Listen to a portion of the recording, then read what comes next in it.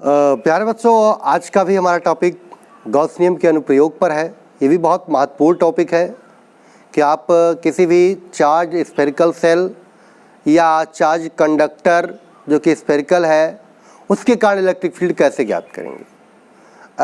प्रतियोगी परीक्षाओं में भी बड़ा इम्पोर्टेंट है और आपके यूपी बोर्ड और सीबीएसई बोर्ड के लिए भी बड़ा महत्वपूर्ण है कि किसी भी चार्ज स्फेरिकल सेल, गोलीय कोष या गोलीय चालक के कारण इलेक्ट्रिक फील्ड कैसे होगा।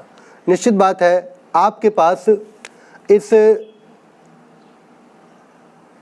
हेडिंग में एक आपके पास गोलीय कोष दिया हुआ है। क्या दिया है? गोलीय कोष। मैं बता दूं आपको, गोलीय कोष भी हमारे पास एक खोखला गोला ही होता है। थोड़ा ध्यान दीजिएगा, स्फेरिकल सेल और खोखले गोले में अंतर है।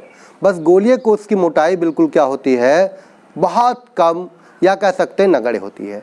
यानी जो खोखला गोला होता है उसके आउटसाइड और इनसाइड रेडियस के बीच में कुछ डिफरेंस होता है। यहाँ पर डिफरेंस बिल्कुल नाम मात्र का होता है, इसलिए हम इसे स्फेरिकल सेल के एक ही त्रिज्या की बात करेंगे, चाहे वो इनसाइड हो चाहे आउटसाइड हो, लगभग क्या होगी, बराबर होगी। तो आपके पास हेडिंग में क्या दिया है, मान लेते हैं कि आपके पास क्या दिया है, एक गोलीय कोष दिया है। तो बिल्कुल आप ध्यान दें, एक गोला आपको बना लेना है।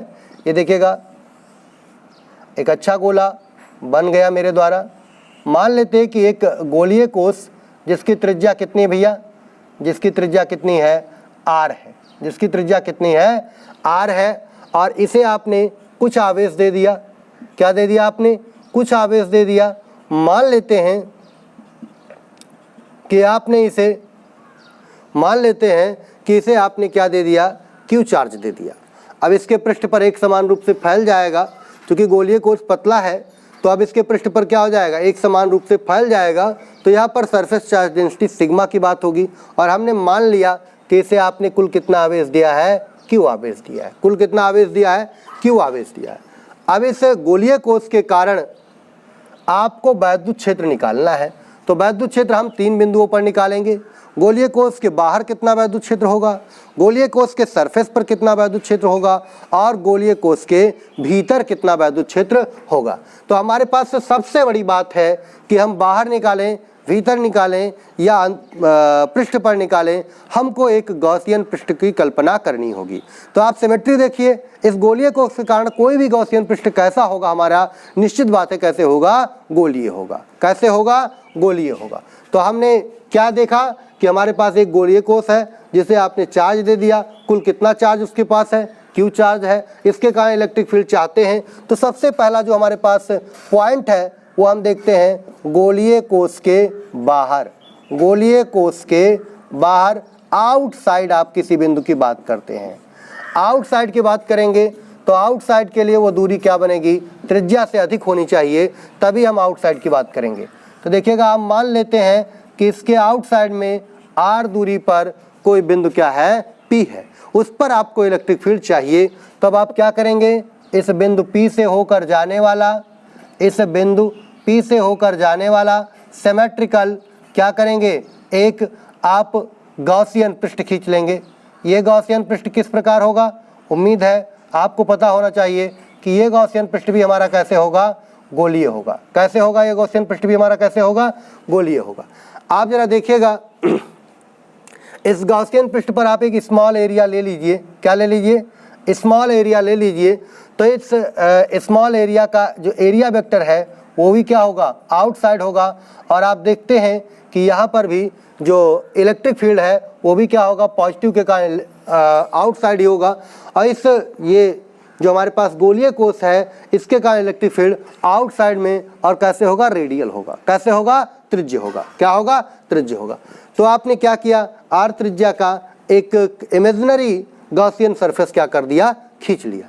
अब आप जरा देखिएगा, स्मॉल अवयव डीएस से गुजरने वाला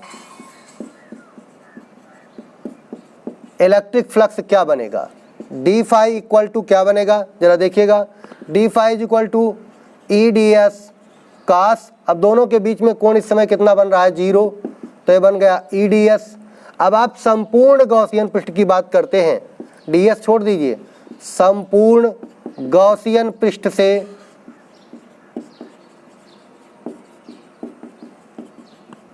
गुजरने वाला इलेक्ट्रिक फ्लक्स क्या बनेगा। तो आप देखेंगे क्योंकि ये आपके पास एक गोलीय पृष्ठ है, यहाँ पर आयतन इनक्लोज है, तो हम क्लोज इंटीग्रल क्या लगा देंगे, EdS लगा देंगे। आप जानते हैं यहाँ पर E और ds का क्या बन जाएगा, यस बन जाएगा। आप जानते हैं गोले का जो एरिया होगा वो कितना है, 4 पाई r स्क्वायर। क्या है, 4 pi r square, equation number 1। अब देखिएगा बाय गॉस लॉ की बात मैं करूं, गॉस लॉ से भी निकाले कितना होगा। तो आप जानते हैं by Gauss law 1/ε0 into enclose charge क्या है, गॉसियन सरफेस में इनक्लोज चार्ज कितना है, Q है, कितना है, Q है। तो अब 1 और 2 के लेफ्ट पार्ट आप देखिएगा इक्वल हैं, तो राइट पार्ट आपके क्या होने चाहिए, इक्वल होने चाहिए। तो from equation 1 and 2, equation 1 and 2 देखिएगा, E into 4 pi epsilon r square बराबर Q/ε0।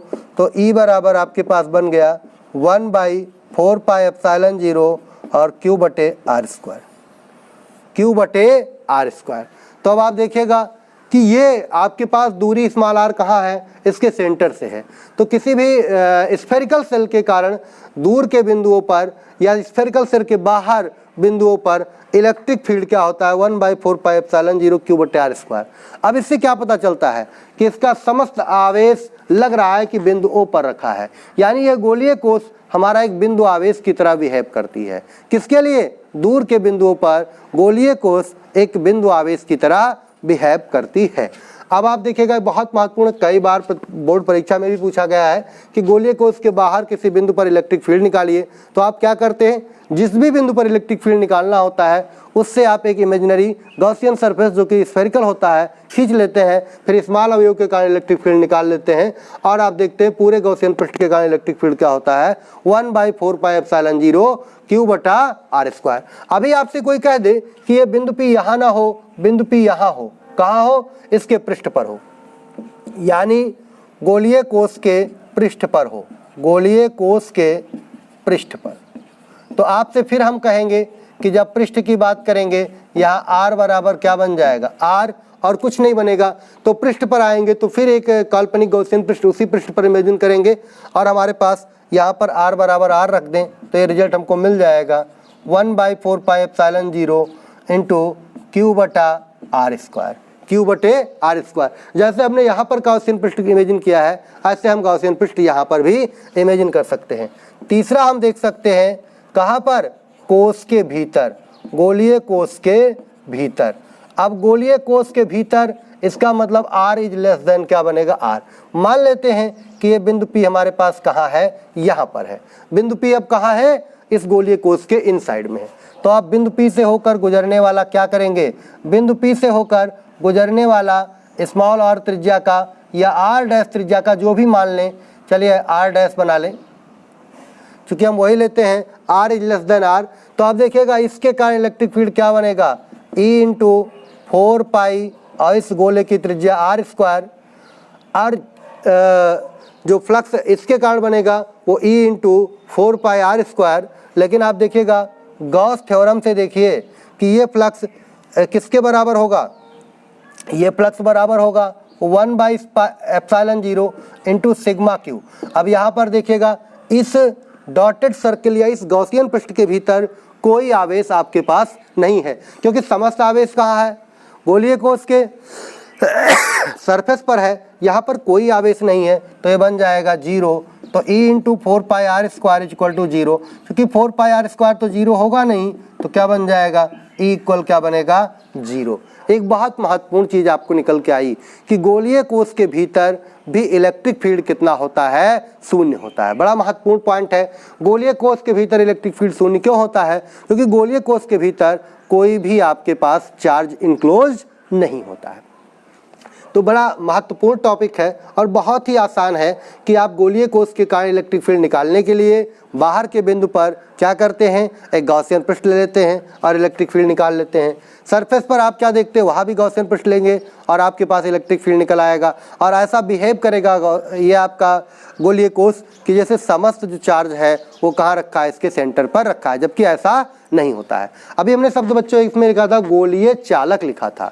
तो यदि ये बात गोलीय चालक के रूप में प्रश्न में आ जाए तो आप क्या करेंगे, सिर्फ गोलीय कोष की जगह पर गोलीय चालक लिख देंगे। अब आपके मन में प्रश्न होगा कि गोलीय चालक खोखला हो या आपके पास ठोस हो, तो मैं आपको बता दूं कि किसी भी चालक को दिया गया आवेश उसके सरफेस पर होता है। किसी भी चालक को दिया गया आवेश कहाँ होता है, उसके पृष्ठ पर होता है। चालक के भीतर वैद्युत क्षेत्र शून्य होता है। अब आप ध्यान दीजिएगा, चालक के भीतर